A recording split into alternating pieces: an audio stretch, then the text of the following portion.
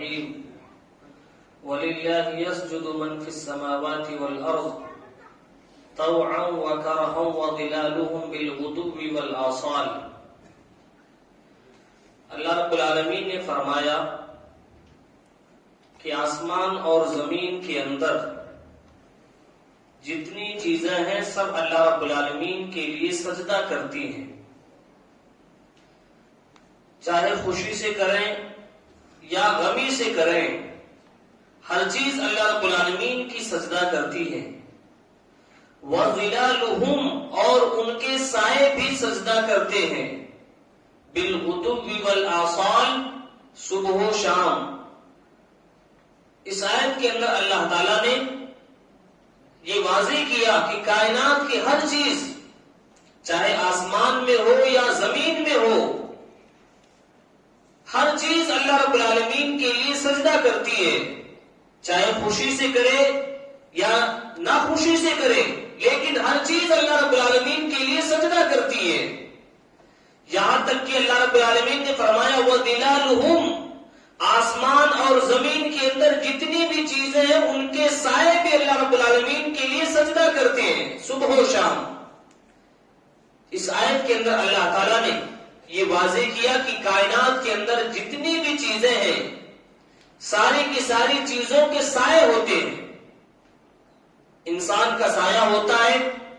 جانور کے سائے ہوتے ہیں، کوئی گھر ہے اس کا سایہ ہوتا ہے، حتیٰ کہ اس میں نبی کریم صلی اللہ علیہ وسلم بھی آ گئے کہ نبی کریم صلی اللہ علیہ وسلم کو بھی اللہ رب العالمین نے ان کے لیے بھی سایہ بنایا ہے۔ لیکن آج مسلمانوں کو یہ بات سمجھ میں نہیں آ رہی ہے، اور یہ کہتے ہیں کہ اگر اللہ کے رسول صلی اللہ علیہ وسلم کو سایہ مانا جائے تو یہ تو نبی کریم صلی اللہ علیہ وسلم کی توہین ہے۔ یہ آج مسلمانوں کا ایک طبقہ اس طرح لوگوں کو بہکا رہا ہے اور لوگوں کو بدعقیدگی کی طرف مائل کر رہا ہے، جبکہ قرآن مجید کی آیت واضح طور پر بتا رہی ہے کہ آسمان اور زمین میں جتنی چیزیں ہیں سب سجدہ کرتی ہیں اور ان کے سائے بھی اللہ کے سجدہ کرتے ہیں۔ تو کیا نبی کریم صلی اللہ علیہ وسلم اس میں نہیں آئیں گے؟ تو معلوم ہوا کہ اس میں نبی کریم صلی اللہ علیہ وسلم بھی شامل ہے۔ اور دوسری بات یہ معلوم ہوئی کہ ہر چیز اللہ کے لیے سجدہ کرتی ہے، یہاں تک کہ سورج جو ساری کائنات کو اجالا دیتا ہے، ساری کائنات کو روشنی دیتا ہے، وہ بھی اللہ رب العالمین کی بارگاہ میں سجدہ ریز ہوتا ہے۔ حضرت ابو ذر رضی اللہ تعالیٰ عنہ روایت کرتے ہیں، صحیح بخاری کی 2011 نمبر کی روایت ہے، حضرت ابو ذر رضی اللہ تعالیٰ عنہ بیان فرماتے ہیں کہ ایک مرتبہ ہم نبی کریم صلی اللہ علیہ وسلم کے ساتھ مسجد کے پاس ٹھہرے ہوئے تھے، یہاں تک کہ سورج غروب ہونے کے قریب تھا۔ نبی کریم صلی اللہ علیہ وسلم نے فرمایا کہ ابو ذر، کیا تم کو یہ بات معلوم ہے کہ یہ سورج کہاں جاتا ہے؟ کہا کہ اللہ و رسولہ عالم، اللہ اور اس کے رسول زیادہ جانتے ہیں۔ نبی کریم صلی اللہ علیہ وسلم نے فرمایا کہ ابو ذر، یہ سورج چل کر کے اللہ رب العالمین کے عرش کے نیچے جاتا ہے، یہ سورج چلتے چلتے اللہ رب العالمین کے عرش کے نیچے جاتا ہے اور جا کر کے سجدہ ریز ہو جاتا ہے۔ جب تک چاہتا ہے اللہ تعالیٰ سجدے میں رہتا ہے، اس کے بعد اللہ رب العالمین سورج کو حکم دیتا ہے کہ اے سورج بلند ہو جا، اور جہاں سے تو نکلتا ہے اس جگہ سے جا اور پھر سے نکل، یہاں تک کہ ایک وقت آئے گا کہ اللہ رب العالمین سورج کو نکلنے کا حکم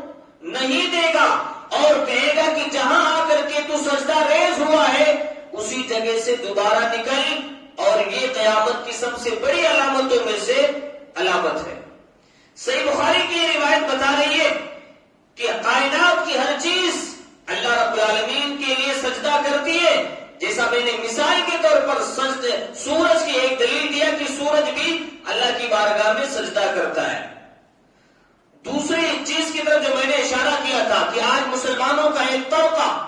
نبی کریم صلی اللہ علیہ وسلم کے لیے سجدہ نہیں مانتا، لیکن حدیثوں سے دلیلوں سے یہ بات واضح طور پر ثابت ہے کہ ہر چیز کا سجدہ ہے۔ کائنات کے اندر جتنی بھی چیزیں ہیں ساری کی ساری چیزوں کا سجدہ ہوتا ہے، یہاں تک کہ نبی کریم صلی اللہ علیہ وسلم کا بھی سجدہ سایہ تھا، نبی کریم صلی اللہ علیہ وسلم کا بھی سایہ موجود تھا۔ سب سے پہلی دلیل مستدرک حاکم کی جلد نمبر 4 صفحہ نمبر 456 نمبر کی صفحے پر یہ حدیث موجود ہے۔ حضرت انس ابن مالک رضی اللہ تعالیٰ عنہ بیان فرماتے ہیں کہ نبی کریم صلی اللہ علیہ وسلم ایک مرتبہ رات کے موقع پر نماز پڑھا رہے تھے۔ نماز پڑھاتے وقت نبی کریم صلی اللہ علیہ وسلم نے اپنے قدم کو آگے بڑھایا، اپنے ہاتھ کو بھی آگے بڑھایا، پھر کچھ دیر کے بعد نبی کریم صلی اللہ علیہ وسلم پیچھے ہٹ گئے، اور پھر اسی وقت نبی کریم صلی اللہ علیہ وسلم فرماتے ہیں کہ پھر میرے سامنے جہنم کو پیش کیا گیا۔ حضرت انس ابن مالک فرماتے ہیں کہ جب نبی کریم صلی اللہ علیہ وسلم نے نماز مکمل کی تو ہم نے اللہ کے رسول صلی اللہ علیہ وسلم سے پوچھا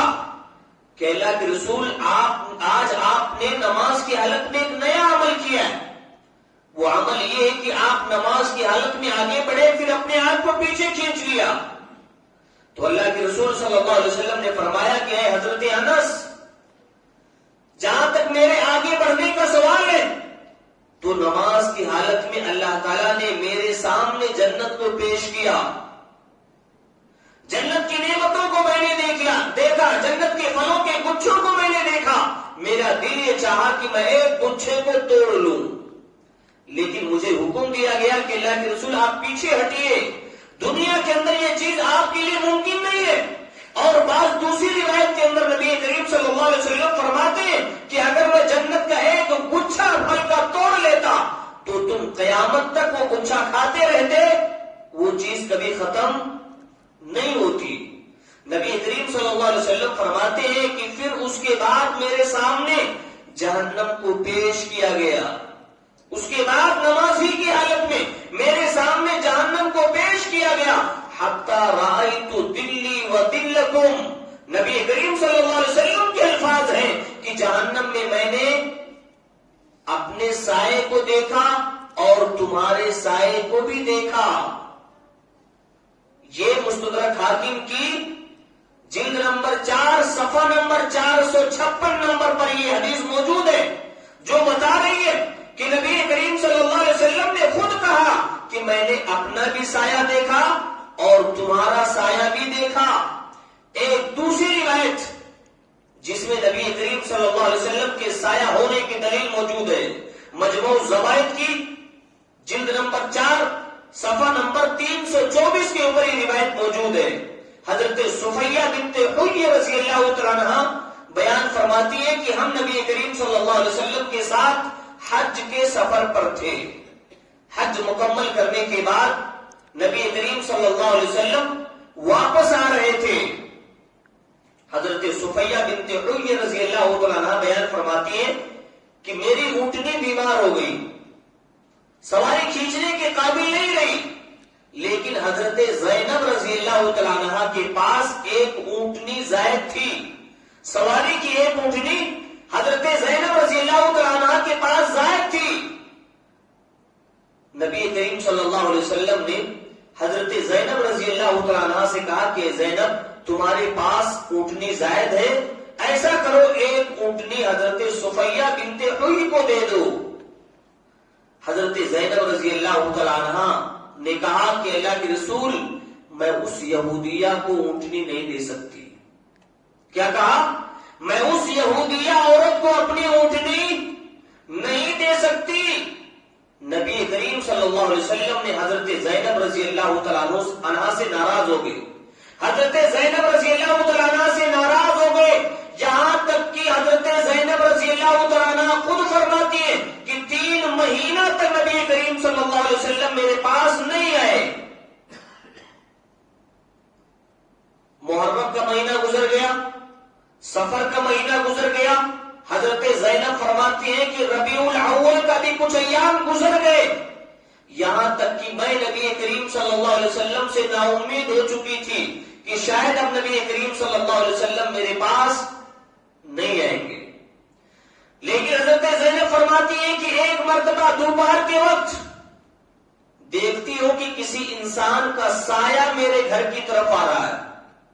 حضرت زینب خود فرماتی ہے کہ میں دوپہر کے وقت دیکھ رہی ہوں کہ کسی انسان کا سایہ میرے گھر کی طرف آ رہا ہے. کچھ دیر کے بعد دیکھتی ہو تو نبی کریم صلی اللہ علیہ وسلم 3 مہینے کے بعد میرے گھر پر نبی کریم صلی اللہ علیہ وسلم تشریف لا رہے ہیں. یہ مجموع الزوائد کی روایت امام احمد ابن حنبل رحمۃ اللہ علیہ نے اس روایت کی تصحیح کی ہے، اور جو اس سے پہلے میں نے روایت بیان کی ہے اس کو امام ذہبی نے اس کی تصحیح کی ہے. معلوم ہوا کہ دونوں روایتیں صحت کے درجے کو پہنچتی ہیں، جس سے یہ معلوم ہوا کہ نبی کریم صلی اللہ علیہ وسلم کا سایہ تھا. اور نبی کریم صلی اللہ علیہ وسلم کا سایہ ماننا یہ نبی کی توہین نہیں ہے، بلکہ یہ نبی کے عزت کے عین مطابق ہے. اور جو نبی کا سایہ نہیں مانتے وہ نبی کریم صلی اللہ علیہ وسلم کی توہین کرتے ہیں. جو چیز اللہ کے رسول کے لیے ثابت ہے اس بات کو ماننا یہ نبی کے عزت کے عین مطابق ہے، اور جو چیز نبی کے لیے ثابت ہے اس بات کو نہ ماننا یہ نبی کریم صلی اللہ علیہ وسلم کے لیے توہین اور آپ کے لیے تمسخر ہے. اس لیے معلوم ہی ہوا کہ اللہ تعالیٰ نے بھی کہا کہ نبی کا سایہ تھا. حدیث خود بتاتی ہے، نبی کریم صلی اللہ علیہ وسلم خود اس بات کا اقرار کرتے ہیں کہ میں نے اپنا سایہ بھی اور جو میرے پیچھے نماز پڑھ رہے تھے ان کا بھی میں نے سایہ جہنم کے اندر دیکھا. تو معلوم ہوا کہ مسلمانوں کا اپنا عقیدہ کتاب و سنت کے مطابق بنانا چاہیے. اللہ رب العالمین سے دعا کریں اللہ تعالیٰ ہم تمام مسلمانوں کو اپنے عقیدے کی اصلاح کرنے کی توفیق عطا فرمائے. جو ہم نے رمضان کے مہینے میں عبادتیں کی ہیں، صوم و صلاۃ کی پابندی کی ہے، کسی کو تعاون دیا ہے، اللہ ہم سب کے تعاون کو قبول فرمائے، ہم سب کے نیکیوں کو قبول فرمائے، آخرت میں نجات کا ذریعہ بنائے. آمین. وآخر دعواہم الحمدللہ رب العالمین.